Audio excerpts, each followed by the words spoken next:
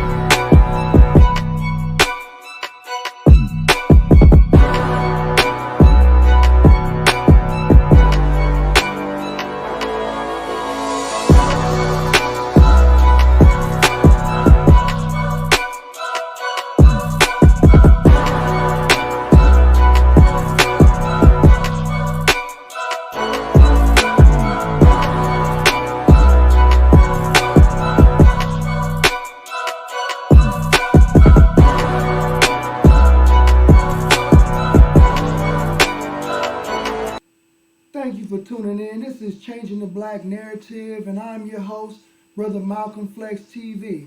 And today I saw a post by one of our student ministers, Dr. Ava Muhammad. And she was supposed to be having a speaking engagement at San Diego State University, to where she was rejected and accused of anti-Semitism. And she was also being hosted at one of our mosques in San Diego, Muhammad's Mosque, number 8, right? So I ran into her Facebook post earlier today, and this is what I found that our sister had posted. She says, as it reads, Assalamu alaikum. This defamatory article criticizes me as a vicious anti-Semite.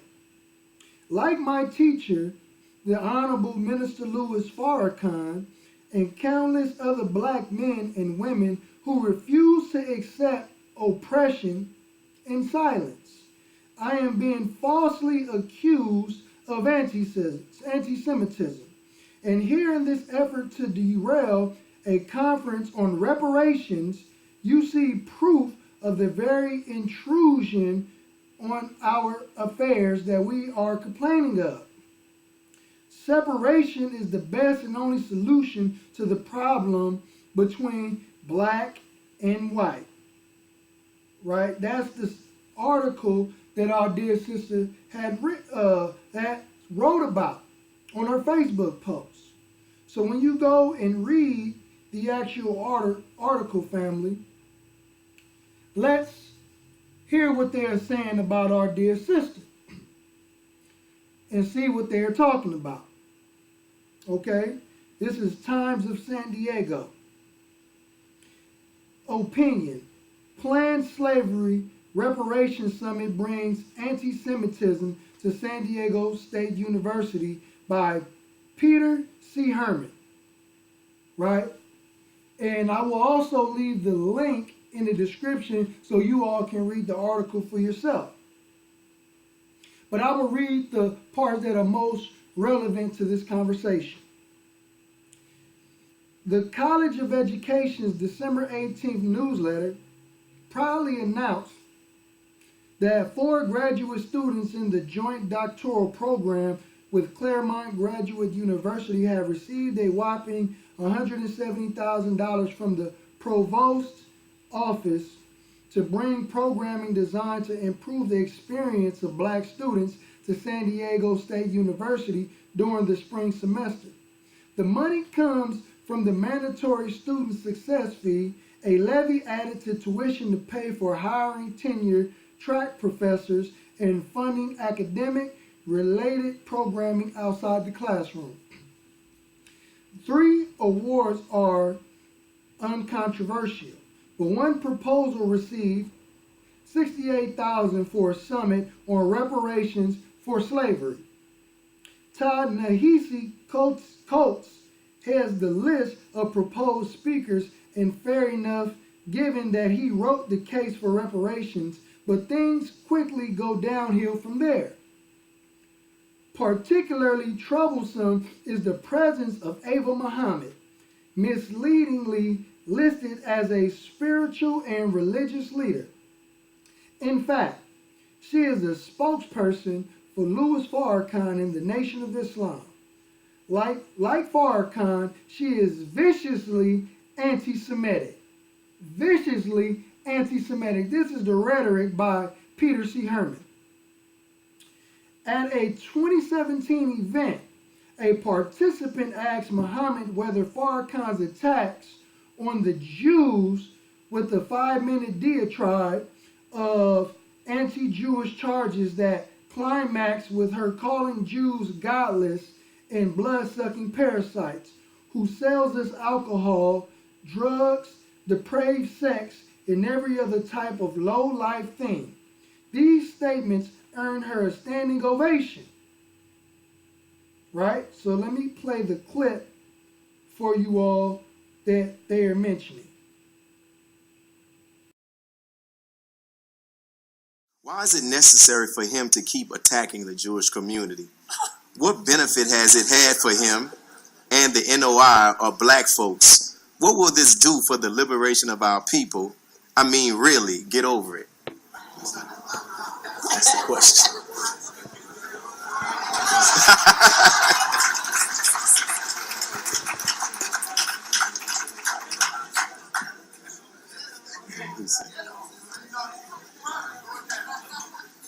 And so, right after the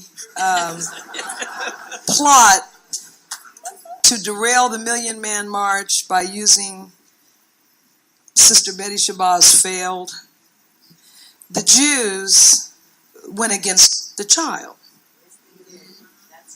This time it was Kabila Shabazz, just shortly thereafter. She was arrested and charged with plotting to assassinate the Honorable Minister Louis Farrakhan, based on a young Jewish male who was an informant. And once again, as all of the sisters here have testified to, the immeasurable and even stunning level of love that this human being has in his heart for us, once again defeated the plan of Satan. I say to this sad individual, because oftentimes we hide, as Minister Farrakhan has taught us, we use virtue to cover a vice. Many Negroes who suffer from fear of the slave master's children and don't want to stand up in the fullness of time, the very so-called Christians who know that in Genesis, God promised Abraham of this day. Now that this day is here, they are afraid, they are spineless. They don't want to confront the truth of the presence of the enemy, and so they use the virtue of love and patience to hide the vice of cowardice. And so they accuse a man, just as Jesus battled the Jews throughout the Bible. Now, any so-called Christian knows that not once or twice, but pervasive throughout the ministry of Jesus were the Jews. The godless Jews who hated him because because he brought the message of the oneness of God and the promise of the kingdom. The Jews have attacked Minister Farrakhan relentlessly for 30 years. We were quietly building a nation. Right over there in the final call, quietly trying to uplift the downtrodden. That's right. I have never seen a Jew in the black community inviting any black person to Judaism, Never. inviting any black person to know the Torah. The only time the Jews have ever been present among us is to open their outposts, their retail stores, to sell us damaged cheap goods marked up against the price. They were down there in the cotton fields in the Mississippi Delta teaching the white Anglo-Saxon Protestants who were too stupid to keep us in check after the end of the Civil War. It was the Jews that have taught the white man all the way up to the NBA right now. A modern day microcosm of a plantation. Minister Farrakhan, contrary to this idea, he attacks them. He is Allah's weapon against them as a light-giving son. He is exposing them. He is making them known because through the teachings of the Honorable Elijah Muhammad that only he is bringing, That's right. we will be freed of this blood-sucking parasite, so they will no longer be able to sell us alcohol, drugs, depraved sex, and every other type of low-life thing that is keeping us from a hereafter. That's right. All praise. So the question is, was our dear sister Dr. Ava Muhammad speaking falsehoods, or was she actually telling the truth? Because we have books out that have been banned by Amazon, and they are a 3-part volume called The Secret Relationships Between Blacks and Jews. And everything that we put in our books are by Jewish historians, Jewish rabbis, and Jewish scholars, right? So when you go to the very first book and you read the introduction to the secret relationships between blacks and Jews, it reads this: throughout history, Jews have faced charges of economic exploitation of Gentile communities around the world. Indeed, no single group of people has faced blanket expulsion in so many places around the world as frequently as have the Jews. The pattern and the charges are familiar: monopolization, usury, sharp practices, selling of cheap goods, frequent bankruptcies, etc. All such claims seem to preface the expulsion orders and are vigorously denied both by those charged and by the Jewish writers of history. But this is not the only charge that is made against Jews. Jews have been conclusively linked to the greatest criminal endeavor ever undertaken against an entire race of people. A crime against humanity, the Black African Holocaust. They were participants in the kidnapping and forcible exportation of millions of black African citizens into a wretched and inhumane life of bondage for financial benefit of Jews. The effects of this unspeakable tragedy are still being felt among the peoples of the world at this very hour. Deep within the recesses of the Jewish historical record is the irrefutable evidence that the most prominent of the Jewish pilgrim fathers used, kidnapped black Africans disproportionately more and participated in every aspect of the international slave trade. The immense wealth of Jews, as with most of the white colonial fathers, was acquired by the brutal subjugation of black Africans purely on the basis of skin color, a concept unfamiliar to Moses. Now compiled for the first time, the Jewish sources reveal the extent of their complicity in black slavery in the most graphic of terms. Until now, the facts herein were known only to a few. Most have always assumed that the relationship between blacks and Jews have been mutually supportive, friendly, and fruitful.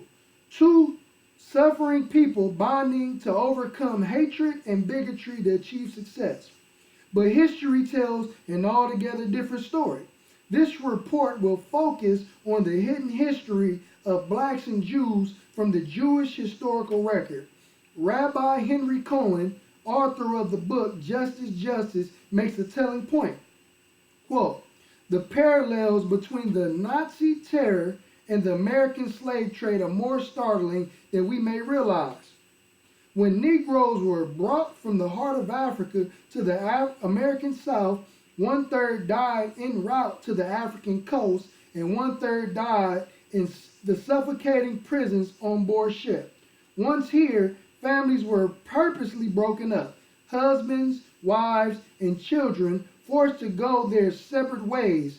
Must we be reminded of the death toll in the suffocating boxcars bound for Auschwitz, or of the tearing of children from their mother's arms?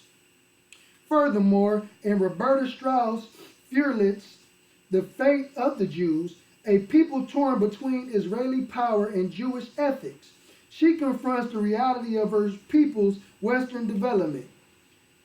She quotes, whether so many Southern Jews would have achieved so high a level of social, political, economic, and intellectual status and recognition without the presence of the lowly and degraded slave is indeed dubious. How ironic that the distinctions bestowed upon Jewish men like Judah P. Benjamin were in some measure dependent upon the sufferings of the Negro slaves they bought and sold with such equanimity.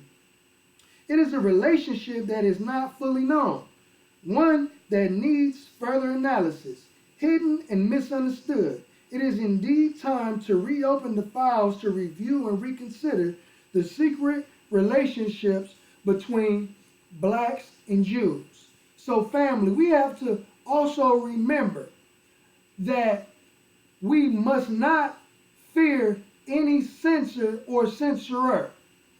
Ever since the Honorable Minister Louis Farrakhan has stood back up and rebuilt the Nation of Islam, the enemy had began trying to discredit and dismantle the Honorable Minister Louis Farrakhan, the Nation of Islam, and the movement to save black people. They banned him on social media platforms such as Facebook, Instagram. They took his account off of Twitter.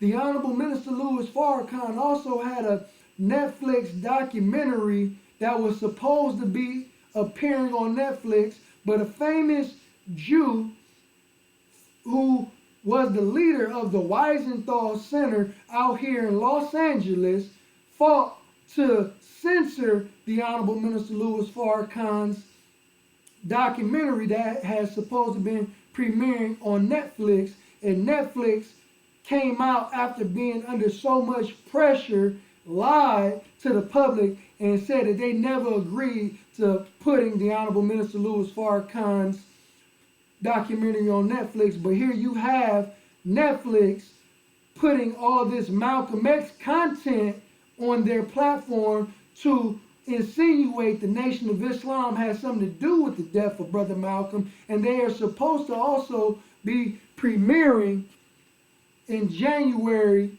Who Killed Malcolm X. That is also a TV documentary on Fusion TV.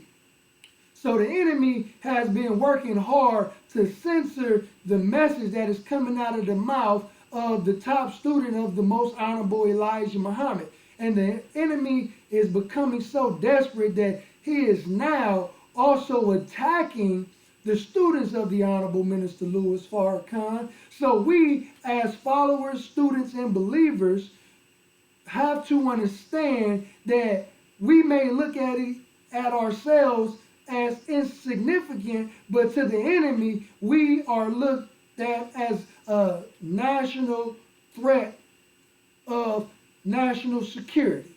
Okay, but we must also put a mirror up in front of the people, the same people who are trying to censor the Honorable Minister Louis Farrakhan and the Nation of Islam, because when you go and check their records, you will learn about the Hasbara Project and how Israelis murdered innocent Algerians. So they created the Hasbara Project in order to tell their narrative and their own propaganda by bullying media sources, newspaper journalists, and analysts, and all these different individuals. And they even created the Global Language Dictionary. So whenever you condemn their wicked actions for stealing land in a territory from Palestinians, they have this Global Language Dictionary, or another term for that is a script. These people are given a script to read on CNN, CBS, MSNBC, Fox, to read from in order to justify their wicked actions.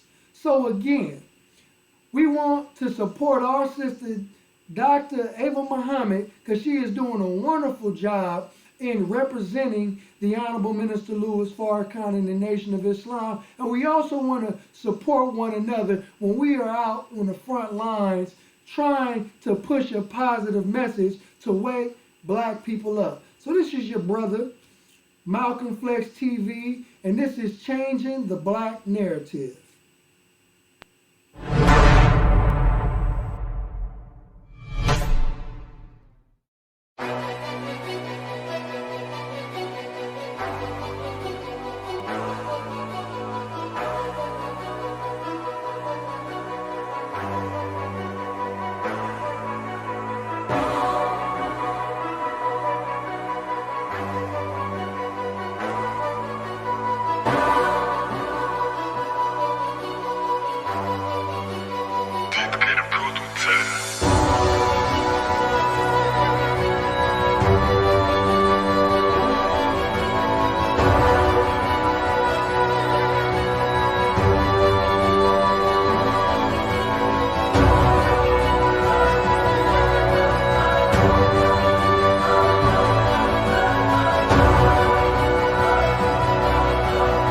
This is a 50 Rounds production.